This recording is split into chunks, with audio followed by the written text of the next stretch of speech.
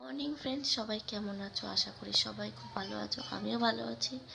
আমার নতুন একটা ব্লগে সবাইকে স্বাগত। এখন বাজে 8:30। এখন ঘুম থেকে উঠেছি। এখন থেকে ব্লগটা কন্টিনিউ করছি। এই যে এখন বিছানা গোছাবো, গুছিয়ে ব্রাশ করে কিছু খাবো। তারপর আজকে চশমাটা আনতে যেতে হবে। ওই নিয়ে আসবে বললো, আমি যাব না। হ্যালো বন্ধুরা, তো তোমাদের সাথে আবার আসলাম। আমার খাওয়া দাওয়া হয়ে গেছে, আমি শুয়েছিলাম। এবারে শরীরটা আজকে একটু ভালো লাগছিল না, তার জন্য তো এই এখন 4:05 বাজে। এখন ওপরে ছাদে যাই, অনেকক্ষণ আগে জামা কাপড় মেলে এসেছে, সেই জামা কাপড়গুলো তুলতে যাচ্ছি। আর বাইরে প্রচণ্ড রোদ। আর তোমাদেরকে কালকে আমি বললাম যে এক ফোঁটা হাওয়া বা বৃষ্টি এসব কিছু হচ্ছে না, কিন্তু রাতের ঠিক 9:30 থেকে দেখি কি মেঘ চমকাচ্ছে, মানে মেঘ গুড় গুড় করছে আর মেঘও ডাকছে। তারপরে দেখলাম 10টার দিকে এরকম বৃষ্টি হলো, সেই বেশ ওয়েদারটা ঠান্ডা হয়ে গেল, কিন্তু দিনে সেই গরম। এবারে যাই হোক, সকালবেলা আমি ভাবলাম হয়তো একটু মেঘলা মেঘলা ওয়েদার থাকবে, বেশ ভালো ঠান্ডা ঠান্ডা, কিন্তু না, সেই সকাল থেকেই সেই যেমনকার তেমন রোদ, গরম, আর পাচ্ছি না, শরীর আর দিচ্ছে না। আর দেখো, শ্বশুরবাড়িতে এসেছি, কাজ তো করতেই হবে। আর তাও অনেকটাই আমার শাশুড়ি হেল্প করে দেয়, অনেকটাই কাজ আমার শাশুড়ি করে দেয়। এবার নিজে কিছু কাজ তো করতেই হবে, বলো না? আর তোমাদেরকে যে বলেছিলাম চশমার কথাটা, যে ও কাজ থেকে আসার সময় চশমাটা নিয়ে আসবে, তো চশমাটা আনতে পারিনি, ওর দেরি হয়ে গেছিলো। তা এর জন্য ও বললো যে সন্ধ্যাবেলায় বেরিয়ে চশমাটা নিয়ে আসবো তোমার। আজকে দেখি, আজকে আবার ওই বাপনের আসার কথা আছে, সুজনদা আসবে। যদি সুজনদা আসে তাহলে আর আমি চশমাটা নিয়ে আসবো না, তাহলে সুজনদাকে বলে দেবো, কারণ সুজনদার বাড়ির ওইখানেই চশমা দোকানটা, তাহলে সুজনদা একবারে নিয়ে চলে আসবে। তাহলে আজকে আর বেরোবো না। এখনও কোনো প্ল্যান নেই ঠিকঠাক কি করব। আর এটা হচ্ছে আমার আগের যে চশমাটা দেখেছো, তার আগের চশমা। মানে এই চশমাটার পাওয়ার অন্য, কিন্তু বেশি আমার চোখের পাওয়ারের ডিফারেন্স নেই বলে আপাতত এটা চালাতে হচ্ছে, না হলে চোখটা মারাত্মক ব্যথা করছে। মানে চশমা ছাড়া না আমি খুব সমস্যা হয়, আমার খুব প্রবলেম হয়। তো ওটাই আর কি। দেখি আজকে নতুন চশমা আসবে, পরবো, তোমাদেরকে দেখাবো কালকে। তাও তোমরা তো ব্লগটা দেখেছো, আমি চশমার দোকানে ব্লগ করেছি। এবার ওরকমভাবে বেশি করতে পারিনি, কারণ সব জায়গায় তো তোমরা তো জানোই, যারা যারা ব্লগ করো, সব জায়গায় তো অ্যালাউ থাকে না। তো ওটাই হচ্ছে কথা। আর আজকে দুপুরবেলা খেয়েছি হচ্ছে, কালকের মাংস ছিল, ফ্রিজে রেখে দিয়েছিলাম, মাংস গরম করে খেয়েছি।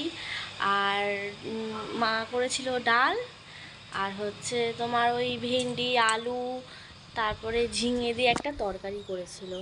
তো আমি ডাল আর খাইনি, শুধু মাংসটা দিয়েই ভাত খেয়েছি, একটু লেবু চিপে। আর আমি না একটু গন্ধরাজ লেবু খেতে খুব ভালোবাসি, মানে সব কিছুর সাথে যদি লেবুটা হয় তো আমার খুব ভালো, মানে লেবুটা খেতে আমি একটু ভালোবাসি বলতে পারো তোমরা। তো ওটাই হচ্ছে কথা। দেখো, তোমাদেরকে দেখাচ্ছি বাইরে কেমন রোদ। দাঁড়াও, তো আমি তোমাদেরকে বললাম যে কেমন গরম রোদটা পড়েছে দেখাতাম। এবার হট করে দিদি বলতে আমার জ্যাঠাতো যে দিদি হয়, মানে ননদ, বড় ননদের পার্সেল এসেছিল, তো তাই ডাকছিল। এবারে আমি তো জানতাম না, এবারে উনি তো আর জানে না যে দিদি নেই, তো ওই জন্য আমি বললাম যে যার পার্সেল সে তো নেই, তো ওই জন্য আমি আবার ওটাকে নিতে গেলাম। তো ওই জন্য দেখছো তো কেমন রোদ, মুখে রোদ পড়ছে। এদিকে জামা কাপড় শোকাচ্ছে, সেই জামা কাপড় সব শোকাচ্ছে। আর ওই দিদির একটা ননদের একটা পার্সেল এসেছিলো, তাই পার্সেলটা রিসিভ করলাম আমি। এই দেখো, তোমাদেরকে একটা জিনিস দেখাচ্ছি। দেখো, দেখেছো গাছে কি সুন্দর গোলাপ হয়েছে।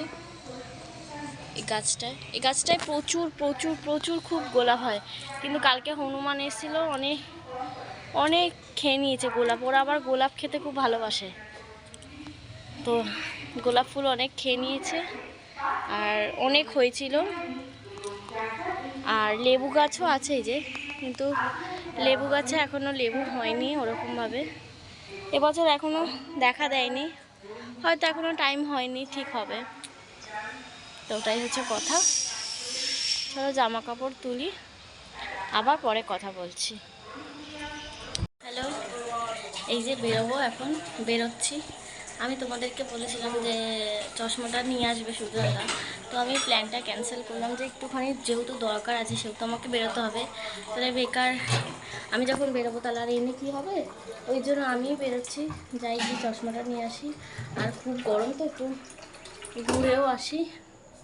তো চলো তোমাদেরকে যেতে যেতে শেয়ার করছি পুরোটা। তো এই বেরালাম, চলো যাচ্ছি। এখন বাইরেটা তাও একটু ঠান্ডা, ঘরে তো খুবই গরম, মানে মনে হয় টেকাই যাচ্ছে না, এতটা গরম বাইরে। ওই রাতটুকুনি বৃষ্টি হয়।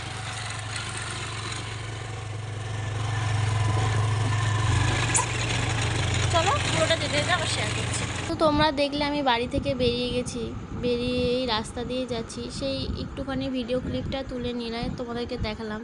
তারপরে চশমার দোকান থেকে চশমা নেওয়া হয়ে গেছে, সেই ভিডিওটা তোমাদেরকে দেখাতে পারলাম না। তো ওখান থেকে বেরিয়ে খুব খিদে পেয়ে গেছিলো, তো কোথায় যাব তো ও বললো চলো বেলগড়িয়া স্টেশনের ওপরে একটা চিকেন স্টুয়ের একটা ভালো দোকান আছে, ওইখানে যাব। কপালটা এমনই খারাপ যে ওখানে ওই দোকানটাই বন্ধ।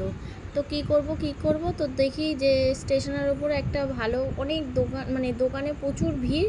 তো এই দোকানটা নতুন খুলেছে, ওখান থেকে আবার চিকেনটা নিয়ে নিলাম, চিকেন পকোড়া টাইপের। তো ওটা আমার পছন্দ হলো না বলে আবার ওখান থেকে বেরিয়ে গেলাম, বেরিয়ে লোটে মাছের চপ নিয়ে বাড়িতে চলে আসলাম। ওই আসার সময় গাড়িতে তেল শেষ হয়ে গেছে, তো এখন গাড়িতে তেল ভরবে, তেল ভরার পরে তারপর দেখি কোথায় যাই, পরে কথা বলছি। আজকে এমনই অবস্থা হয়েছে, আবার বেরিয়েছি, ওখান থেকে বেরোনোর পরে গাড়িতে তেল শেষ হয়ে গেছে, তারপরে আবার গাড়িতে তেল ভরলাম, তেল ভরে তারপর আবার বেরালাম, মানে হট করে গাড়ির তেলটা শেষ হয়ে গেছে। অনেকক্ষণ ধরেই বলছিলাম। আমি বাড়ি চলে আসলাম, এই ব্যাগটা রাখলাম, রেখে কী কী নিলাম তোমাদেরকে শেয়ার করছি, দাঁড়াও। নিলাম হচ্ছে একটা গ্লুকন্ডির সাথে একটা কলগেট ফ্রি দিচ্ছিল ডাবরের, তো আমি বললাম না আমি নেব না। ডিম নিয়েছি, আর এদিকে হচ্ছে একটা অল আউটের তেল, মানে মশার তেল, আর একটু খেজুর নিয়েছি, আর একটা আইসক্রিম নিয়েছি। এত গরম লাগছিল, এই যে ঘরে আসলাম আবার শুরু হয়ে গেল, খুব গরম। আর এই দেখো তোমাদেরকে এই চশমাটা বানিয়েছি, কেমন হয়েছে তোমরা অবশ্যই কমেন্ট করে জানিও আমাকে কেমন লাগছে পরে। চলো আজকে এতটাই থাকুক, সবাইকে গুড নাইট, সবাই ভালো থেকো, সুস্থ থেকো।